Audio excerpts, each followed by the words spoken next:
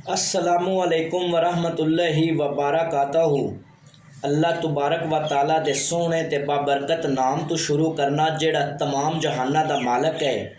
ते बेलियो ते सजणों, की हाल चाल है थोड़ा? तकड़े हो? तकड़िया रहना, घबराना नहीं, वेला लंघ जाना है। ते दोस्तों, अज दी गल शुरू करने है। गल कुछ इंज दी है कि पुराने ज़माने की ज़रा थोड़ी जी गल है। गल इंज है कि चोर होंदा है तो चोरी बड़ी करता है। तो जदों चोरी करता है ना, तो चोरी करके अपने ना घर के निज़ाम नूं वो चलाउंदा है। तो वेला लंघदा जांदा है। तो एक दिन ना घर के अंदर बैठा हुंदा है तो सोचता है भी क्यों ना चोरी की जाए। जदों सोचता है तो घरों तैयार होकर निकलता है चोरी वास्ते। रात का टाइम होंदा है तो टुरदा जांदा है। तो पुराने वेलियां विच ना पिंड इतने नज़दीक नज़दीक, आबादियां नज़दीक नहीं आन, काफ़ी दूर आन। टुरदा टुरदा काफ़ी वक्त गुजर गया, अद्धी रात गुजर गई। जनाब अग्गू एक पिंड आ गया। उस पिंड च ना वो वड़िया कि वेखदा एक दुकान है। तो दुकान नूं उन्हें जनाब सन लाई। तो दुकान नूं सन ला के ना ते उन्हें जनाब अंदरों एक खंड का तोड़ा कढ़ लिया। होर तुहानूं कोई शै लभी को ना, वो खंड का तोड़ा उन्होंने लभ्या। उन्हें जनाब सिर दे उत्ते रखा तो उत्थों टुर पिया। टुरदा टुरदा काफ़ी पिंड तो दूर गया ना, तो जनाब होंदा की है, अल्लाह की करनी ऐसी होई कि अग्गू एक आ गया खूह। ते हनेरा बड़ा, उन्होंने पता न चलिया तो यकदम खूह के अंदर लगा गया। तो जदों खूह के अंदर लगा गया ना, तो तोड़ा भी खूह दे विच लगा गया तो वह भी। तो होया कि उनदे तू खूह बड़ा डूंगा, नकलीजा ना अंदर डुब के मर गया। तो जदों मर गया ना, सुबह हो गई। तो उत्थों दे जेड़े बंदे ने ना, वो पानी पूनी उस खूह तो भरदे हैं। वो भी ना सुबह ना तकरीबन 10-11 बजे पहुँचे ना बंदे। उन्हें वेख्या तो जनाब एक बंदा विच मरिया पिया है। उन्हें उस बंदे नूं कढ़ लिया। तो कढ़ के ना उन्हें पानी भरना, उन्हें पानी चैक किया उन्हें, तो पानी बड़ा मिठा हो गया। मिठा हुंदा क्यों ना, क्योंकि उनदे विच एक बोरी जिहड़ी है खंड दी वो आई। पानी जदों मिठा हो गया ना, वो बंदे आख्या लै भी बड़ा काम बन गया। जेड़ा आए बंदा मरिया है ना, ये तो बड़ा पहुँचा आ, इनकी करमात की वजह तो खूह भी मिठा हो गया। उन्हें जनाब उस चोर दी उत्थे बना दी कबर। ते कबर बना के जनाब मनतां ते बड़े ढोल ढमके ते बड़ा मेला शेला होया जनाब। कि 2-3 दिन ना 4 दिन कुछ दिन गुजरे ना, तो वो होना मुड़ की आ, वो जेड़ा खूह है ना, वो चीनी तो गई ख़त्म हो। वो जनाब खूह का पानी अपनी असल हालत आ गया। तो वो जेड़ा बंदा है ना, उन्दियां तो फिर मौजां ही लगियां रही।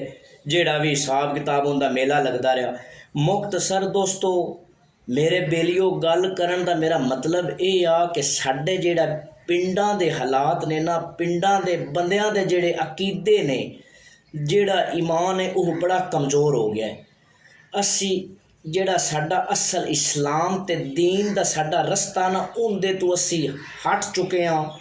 ते साडा जनाब साडे बंदे की करते हैं, रस्ते च एक जाड़ी है ना, तो उनदे ते जनाब आपदा ना ईमान रख लेंदे ने। तो उनदे ते जनाब उनदियां ही मानतां ते उनदे ते जनाब पता नहीं की करते हैं।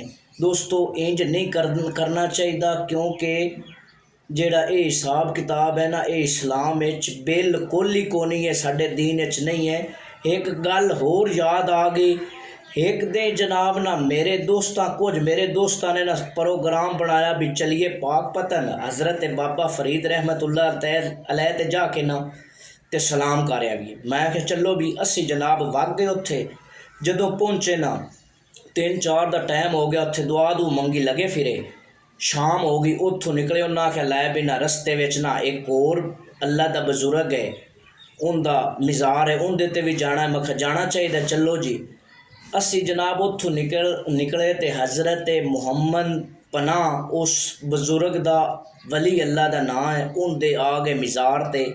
जदों आए ना, उत्थे भी दुआ दू कुछ लोग बाहर मंगी, कुछ ने जिस तरह भी मंगी। मैं मज़ार दे अंदर गया ना, तो जनाब की वेखना कि एक बंदा जिहड़ा है ना 45 तो 50 साल दा ਉਹ जनाब वो जिहड़ा अल्लाह दा वली आ बजुर्ग आ उनकी जिहड़ी कबर आई ना उन्नू मुट्ठी पिया भरे इंज दबावे पिया। मैं बड़ा हैरान होया बड़ा परेशान होया। मैं कहा इस बंदे नू की माजरा है, ये की करदा पिया है। मैं उस बंदे तू पुछ बैठा, मैं आख्या भी भरावा तेनू की मसला है, ये की करदा पिया है, ये तू इंज नप्पी जाना मुट्ठी भरदा जाना, कोई इस तरह मन्नत जल्दी पूरी होंदी है तो मैनू दस, मैं भी करन लग पौना। बरकैफ उसकी जवाब देना तुसी अंदाज़ा करो कि मुसलमान हो के साडा जिहड़ा ईमान है वो कितना पतला हो गया है। तो दोस्तों जेड़े भी अल्लाह दे बजुर्ग अल्लाह दे वली हैं ना उन्होंने बड़ियां मेहनतां कीतियां ने, बड़े मुश्किल वेले वेखे ने ते उन्हां मेहनतां करके ते इस स्टेज ते आए ने। लेकिन वो नहीं आंदे कि साडा तुसी इस तरह साडे नाल साडा जिहड़ा मिज़ार है उन्हां ना करो, सजदे करो, फलां करो, इंज उन्हां दा नहीं कंसैप्ट है। ये सिर्फ जिहड़े असी लोग हैं ना सिर्फ जहल तो असी नहीं है, सानू हर गल का पता, लेकिन साडा पता नहीं दिमाग की काम करता है। अल्लाह ताला मेरे बेलियां ते सजना नू ये जिहड़े रस्मो रिवाज साडी बड़ी ख़राब है इनदे तो बचण दी तौफीक देवे और अल्लाह ताला मेरे सजना ते बेलियां नू अपनी हिफ्ज़ो अमान च रखे। अल्लाह निगहबान।